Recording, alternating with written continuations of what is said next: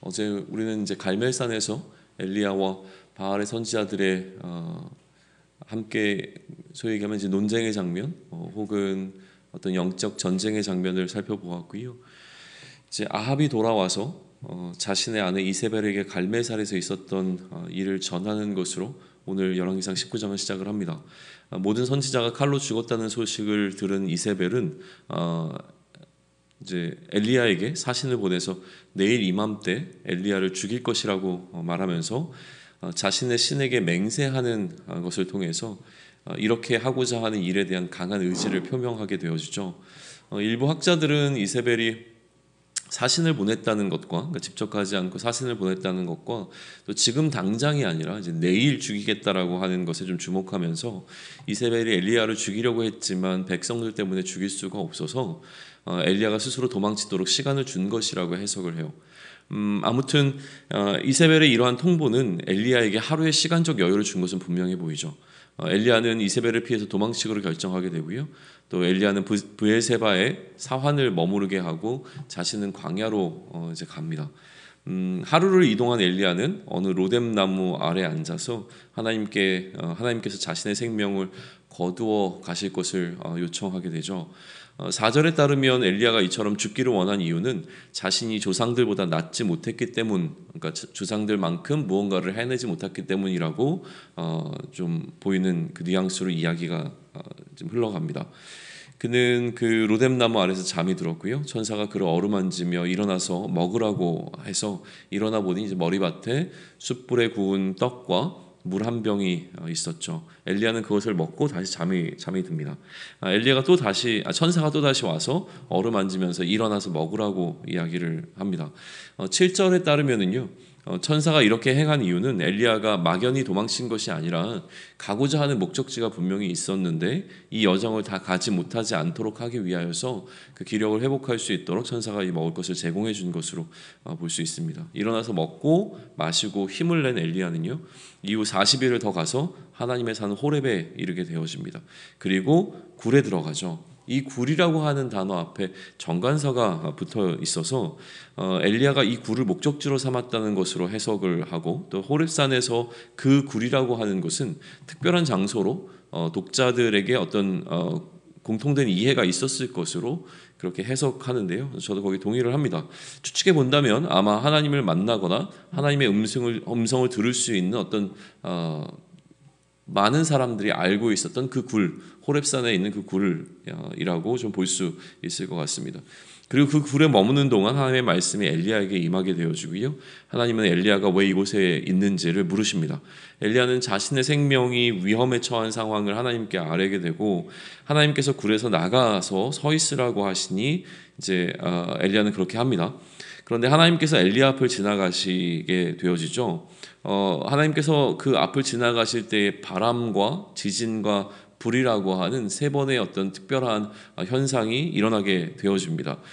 그런데 그 각각의 상황들이 일어나게 될 때 바람이 불고 지진이 일어나고 불이 나는 그 상황 가운데 하나님은 그곳에 계시지 않았고요. 그 후에 세미한 소리가 들려올 때 다시 엘리야가 겉옷으로 자신의 얼굴을 가리고 굴 어귀에 서자 하나님께서는 엘리야에게 말씀하시죠.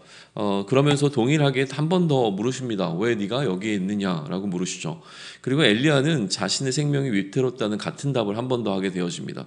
이번에 하나님께서는 엘리야에게 다시 돌아가서 그가 해야 될 사명에 관해서 말씀해 주시는데, 다메섹에서 하사멜에게 기름을 부어 아람의 왕으로 삼고 예후에게 기름을 부어 이스라엘의 왕이 되게 하고 엘리사에게 기름을 부어 너를 대신하는 선지자가 되게 하라고 구체적으로 엘리야가 해야 될 일에 관해서 말씀을 해주세요.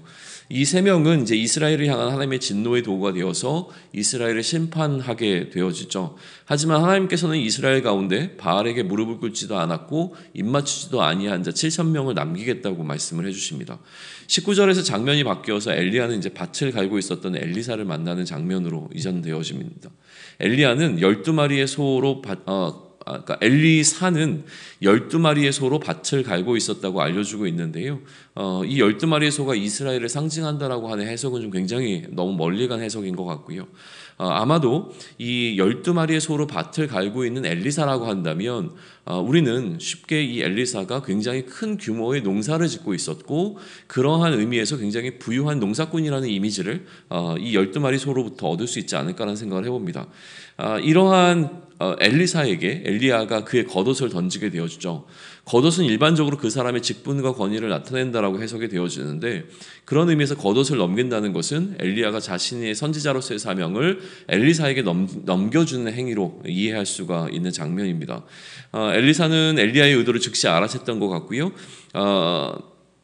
그리고 엘리야에게 가서 일단 부모와 작별하고 당신을 따르게 해달라고 요청을 하게 되어지죠. 하지만 이러한 요구에 대해서 엘리야가 답변을 이렇게 해줍니다. 돌아가라, 내가 내게 어떻게 행하였느냐. 이 답변은 사실은 해석하기가 꽤 까다롭고 어렵습니다.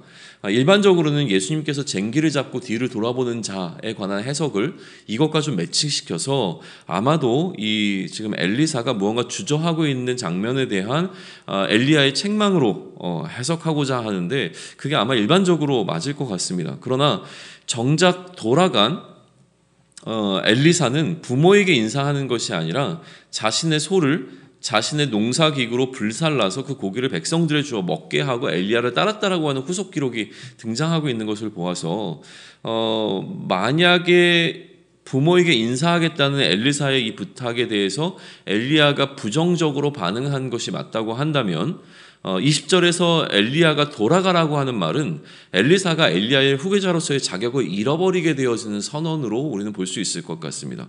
그래서 엘리사는 이 말을 듣고 나서 각성하게 되어지죠. 각성한 이후에 자신의 재물을 불살라 정리하는 과정을 통하여서 다시 엘리야에게 받아들여진 것으로 이해해 볼 수 있는 장면입니다. 정작 부모에게 인사했다라는 기록은 등장하고 있지 않고요. 이러한 책망을 들은 엘리사가 자신이 갖고 있었던 재물을 처분하는 과정을 통하여서 엘리야를 따랐다라고 하는 기록을 남기고 있는 부분에 우리는 그러한 어떤 뉘앙스들을 좀 담아볼 수 있을 것 같습니다. 19장에 기록된 엘리야의 에피소드는 목회자의 번아웃 혹은 이제 우울증이나 자살이라고 하는 키워드를 다룰 때 흔히 언급되어지는 본문입니다. 그러나 저는 이것을 하나의 어떤 우울증과 자살이라고 하는 어떤 키워드, 번아웃이라고 하는 어떤 키워드보다는 사명이라는 키워드로 다시 한번 볼 것을 제안을 하는데요. 엘리야가 우울증적인 모습을 보이고 있는 것은 분명해 보입니다.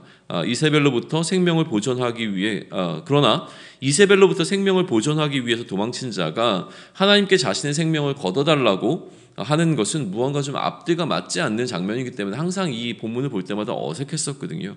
그런데 지금 이 상황 가운데서 지금 엘리야가 죽기를 원한 것을 사명이라고 하는 프레임 속에서 다시 한번 살펴본다면 정말 죽기를 원했다기보다는 우리가 흔히 사극에서 왕 앞에 선 신하가 죽여주시옵소서라고 하는 이야기를 할 때 풍기는 뉘앙스로 해석해 볼 수 있을 거라는 생각이 듭니다. 하나님의 사명을 맡은 자가 자신의 사명을 제대로 감당하지 못했기에 그 사명을 주신 이 앞에서 자신이 굉장히 초라하고 쓸모없어지게 여겨질 때 나오는 반응이라고 하는 것이죠. 이러한 이해가 가능한 두 가지 이유가 있습니다. 첫 번째는 무엇이냐면 엘리야는 처음부터 호렙산으로 가고자 했다라고 하는 그 여정의 목적지가 있었다라고 하는 사실이고요. 두 번째는 그리고 그가 곧이어 잠을 잤다라고 하는 사실 때문에 그렇습니다. 뭐 흔히 이제 먹지 않고 뭐라 그럴까요? 단식을 통하여서 굶어 죽기 위해서 잠을 잔 것으로도 해석하지만 이러한 자살 시도는 어딘가가 좀 어색해 보입니다.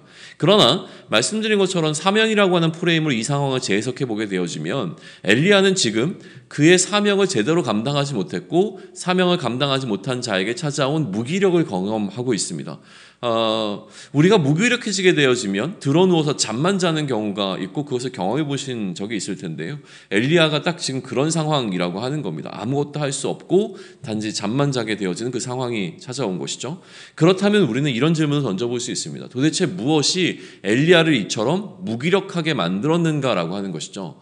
엘리야가 사명을 받아서 아합 앞에 서고 난 이후에 3년 동안 엘리야는 사실은 아합으로부터 피해서 숨어 지내야만 했습니다. 물론 그 과정 가운데 하나님께서 그를 까마귀를 통해서 먹이시는 기적과 아울러서 그가 이 과부의 집안에 음식이 마르지 아니하고 죽은 아들을 살리는 기적을 행하기도 했지만 그저 한 무명의 과부의 집안을 위해서 3년 동안 그 안에서 일했을 뿐이지 특별한 어떤 엘리야에게는 다른 상황이 펼쳐지지 않았습니다. 그리고 드디어 때가 되어서 우상을 섬기는 850명의 선지자와 목숨을 건 갈멜산에서의 한판 영적인 전투를 치르고 난 이후였습니다.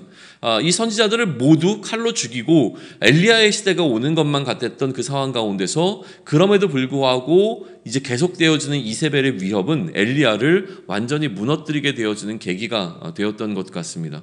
엘리야는 자신이 이전의 조상들보다 못하다라고 하는 것을 스스로 안타깝게 여기게 되어지죠. 그래서 우상을 진멸하게 되어지는 자신의 사역이 실패했다라고 판단하고 그는 그의 사역지였던 곳을 떠나기로 결정을 합니다. 이것은 포기에 가까운 일이었습니다. 포기한 것이었습니다. 아울러 중간에 사환과 헤어지게 되어지는데요. 이 사환과 헤어졌다는 것도 자신의 사명을 더 이상 감당하지 않겠다는 의미로 해석이 되어집니다. 그리고 엘리야는 하나님의 약속의 땅이라고 하는 그 땅의 경계를 벗어나 오히려 이스라엘 백성이 건너왔던 광야로 나아가게 됩니다. 그래서 하나님은 호렙산에서 엘리야에게 계속 네가 왜 여기에 있느냐라고 여러 번에 걸쳐서 질문을 하고 계시는 겁니다. 그가 있어야 할 곳에 있지 아니하고 호렙산에 있는 엘리야를 향하여서 네가 왜 여기 있는지를 물으시는 하나님의 질문을 보게 되는 것이죠. 사명지를 이탈한 사역자를 향한 책망의 질문입니다. 엘리야는 아마도 하나님께 이 사명을 감당하지 못하겠다는 이야기를 하기 위해서 하나님의 산 호렙을 목적지로 40여일이 걸리는 여행을 떠났는지 모릅니다. 그러나 무기력을 경험한 엘리야는 하루길만 걷고 쓰러져 잠들게 되어지는 것이죠. 40일이 걸리는 호렙산까지 가기 위해서 엘리야는 먹어야 했습니다. 결국 천사의 도움으로 엘리야는 호렙산까지 갈 수가 있었고요. 그곳에서 하나님의 음성을 듣게 되어지죠. 사명을 포기하고자 했던 엘리야에게 하나님은 그곳에서 다시 사명을 주십니다. 그러나 이번에 사명을 주실 때에는 지친 엘리야에게 그가 패배하지 않는 방식으로 사명을 주시는데요. 하사엘과 예후와 엘리사라고 하는 세 명의 동역자를 세우라고 하는 말씀을 통하여서 이들을 통해 하나님께서는 하나님의 일하심을 반드시 성취할 것이라고 하는 약속을 엘리야에게 허락해 주고 계시는 장면을 우리는 보게 되어집니다. 이처럼 19장을 묵상하면서 우리는 우리에게 주어진 하나님의 사명을 다시 한번 생각해 볼 수 있기를 소망을 합니다. 그리고 그 사명을 대하는 나의 태도를 다시 돌아볼 수 있기를 바랍니다.